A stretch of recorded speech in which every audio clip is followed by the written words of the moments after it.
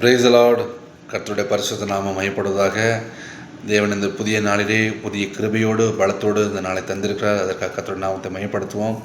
தேவன் இந்த நாளை உங்களோடு கூட பேசும்படியாக கொடுத்த ஒரு வார்த்தை கொலோசியர் 1:20. Colossians chapter 1:20. அவர் சிலுவையிலே சிந்தின இரத்தத்தினாலே சமாதானத்தை உண்டாக்கி உலகத்தில் உள்ளவைகள் பரலோகத்தில் உள்ளவைகள் யாவையும் அவர் மூலமாய் தமக்கு ஒப்புரவாக்கிக் கொள்ளவும் அவருக்கு பிரியமாயிற்று. என்னை கேட்கிற அன்பு சகோதர சகோதரிகளே, இது ஒரு சிறிய ஆனால் ஒரு சக்தி வாய்ந்த ஒரு சத்தியத்தை இன்று நான் உங்களோடு பகிர்ந்து கொள்ள நான் ஆசைப்படுகிறேன். இது ஒரு சுவிசேஷத்தின் இருதயத்தை நினைப்பூட்டதாக நான் காண்கிறேன். ஆம் அன்புக்குரியவர்களே, கிறிஸ்துவின் சிலுவையின் மூலமாக தேவனுக்குள்ள ஒரு நல்லிணக்கத்தை, ஒரு சமரசத்தை இது ஏற்படுத்துகிறது. அப்போது 4 காரியங்கள் பார்க்க போகிறோம். முதல் காரியம் பிரச்சனை. அவனுடைய அன்றாட வாழ்வில் அநேக பிரச்சனை காணப்படுகிறது. ஆனால் நம்முடைய கண்களுக்கு மறைவாக இருக்கிற ஒரு மிக முக்கியமான பிரச்சனை கடவுளிடமிருந்து பிரிந்து வாழ்தல். ஆமாம், இதே தான் ஏசாயா 59:2 சொல்கிறார், உங்கள் அக்கிரமங்களே உங்களுக்கும் உங்கள் தேவனுக்கும் நடுவாக பிரிவினை உண்டாக்குகிறது. உங்கள் பாவங்களே அவர் உங்களுக்கு செவி கொடாதபடிக்கு அவருடைய முகத்தை உங்களுக்கு மறைக்கிறது. பாவத்தின் காரணமாக எப்போ மனித குலத்தின் மேலே அந்த வந்துச்சோ அப்போமே நாம் எல்லாமே கடவுளுக்கு எதிராக மாறிவிட்டோம். ஏன் மொத்த சர்வ சிருஷ்டிப்பையும் ஏகமாய் தவித்து பிரசவ வேதனைப்படுகிறது என்று ரோமர் 8:22 நான் பார்க்கிறோம். ஆதிலே தேவன் நன்மையாகவே தான் எல்லாவற்றையும் படைத்தார். ஆனால் எப்போ இந்த படைப்பின் மீது பாவம் வந்துச்சோ அப்போமே நமக்கு அழிவும் மரணமும் ஏற்பட்டு விட்டது.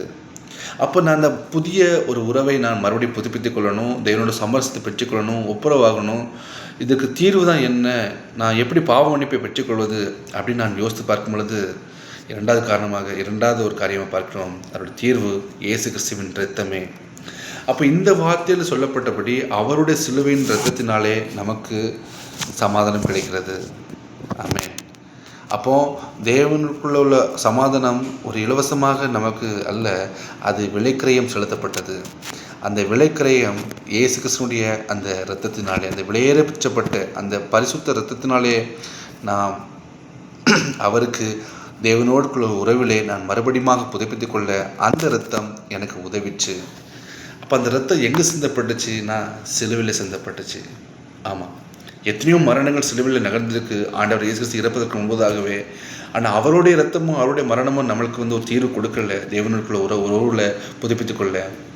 ஆனால் ஆண்டவராக இயேசு கிறிஸ்துவின் இரத்தம் மாத்திரமே, அந்த சிலுவையில் சிந்தப்பட்ட இரத்தம் மாத்திரமே எனக்கு ஒரு புதிய வழியை திறந்துச்சு. அந்த வழி பரலோகத்துக்கு கொண்டு செல்கிற வழி, பிதாவினோடு கூட எப்பொழுதும் உறவாடி கொண்டிருக்கிற ஒரு வழியை ஏற்படுத்தின அந்த வழி. அப்போ இதோட முடிவு என்னன்னு பார்த்தோம்னா 3வது காரியமாக தேவனுக்குள்ள ஒரு சமாதானம். அப்போ இந்த சமாதானம் எப்படி கிடைக்குன்னா சிலுவையின் காரணமாக தான் எனக்கு இந்த சமாதானம் கிடைக்குது. ரோமர் 5:1 சொல்கிறபடி விசுவாசத்தினாலே நாங்கள் நீதிமான்களாக்கப்பட்டதால் நம்முடைய கர்த்தராகிய இயேசு கிறிஸ்துவினாலே தேவனோடு சமாதானமாக இருக்கிறோம். அப்போ இயேசு கிறிஸ்து மூலமாக தான் நம்ம தேவனோடு கூட சமாதானம் இருக்க முடியும். ஏன்னா அவர் சொந்த ரட்சகராக ஏற்றுக்கொண்டு அவரோட பரிகாரி, என்னுடைய நண்பர், என்னோட சகோதரர், நல்ல மெய்ப்பர் என்று நம்ம இருதயத்திலே விசுவாசித்து நாம் வாயினால் அறிக்கையிடும் பொழுது நாம் பாவ மன்னிப்பை நாம் பெற்றுக்கொண்டு கண்டிப்பாக அதை விசுவாசிக்கும் பொழுது நாம் கண்டிப்பாக நீதிமான்கப்படுவோம். அப்போ இந்த தேவனோட சமாதானம் மட்டும் போதுமா அப்படின்னு பார்த்தா அப்படி இல்லை. நாம் ஒவ்வொரு கூட சமாதானமாக இருக்கணும். ஒவ்வொரு இனத்தார் கூட, ஒவ்வொரு தேசத்தார் கூட நம்ம சமாதானமாக இருக்கணும். ஏன்னா நம்ம வேதத்தில் பார்க்குறோம், எபேசியர் 2:14 அவரே இயேசு கிறிஸ்து நம்முடைய சமாதானக்காரனாக இருந்தபடினால தான் இருதிறத்தார் பகைகராக இருந்த ஒரு பகைகராக இருந்த இந்த பிரிவினையை நடுச்சுவரை தகர்த்து சட்டத்திட்டங்களாகிய நியாயப்பிரமாணத்தை தன்னுடைய மாம்சத்தினாலே அழித்து 2 திறத்தாரையும், அதாவது இஸ்ரேல் ஜனங்களையும் புறஜாதிகளாக இருந்த நம்மளையும், இந்த இஸ்ரேல் ஜனங்கள் புறஜாதிகளுக்கு சம்பந்தமே கிடையாது, அவள் இருவரையும் ஒரே மனுஷனாக சிருஷ்டித்து தமக்குள்ளாக சிருஷ்டித்து ஒரு சமாதானத்தை உண்டு பண்ணினதை பார்க்க முடிகிறது. அப்போ தேவனோடு உள்ள சமாதானம் ரொம்ப முக்கியம். அதே போல் மற்றவர்களோடு இருக்கிற சமாதானம் ரொம்ப முக்கியம்.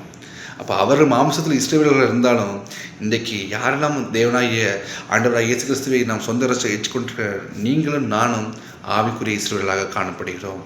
ஆம் அன்புக்குரியவர்களே, அவர் சிங்காசனத்தை வீச்சிருக்க சொல்கிறார், இதோ நான் சகலத்தையும் புதிதாக்கிறேன் சொல்கிறார். இதை எழுதுன்னு சொல்கிறார். அல்லேலூயா. அப்போ அந்த புதிதாக்குற அந்த காரியத்தில் நாம் எல்லாருமே ஒன்றாக அவர் கூட இருக்க போகிறோம். பிரிவினை இருக்காது, அழுகை இருக்காது, துக்கம் இருக்காது, கவலை இருக்காது, நோய் இருக்காது. எப்பொழுதும் சந்தோஷமும் மகிழ்ச்சியுமாக தான் இருக்கும் அவருடைய சமூகத்தில். அப்போ 4வது காரியம் என்ன பார்க்கணும்னா, இதோட பதில் என்னென்னா, தேவன் அழைக்கிறார் உங்களை. ஆமாம், தேவன் நம்மை சமரசம் செய்திருந்தால், நமக்கு சமாதானத்தை தந்திருக்கிறார் என்றால், இந்த சமாதானத்தை நம்மிடம் மாத்திரம் நம்ம வைத்திருக்க முடியாது, பிறரிடம் சொல்ல தேவன் நம்மை அழைக்கிறார்.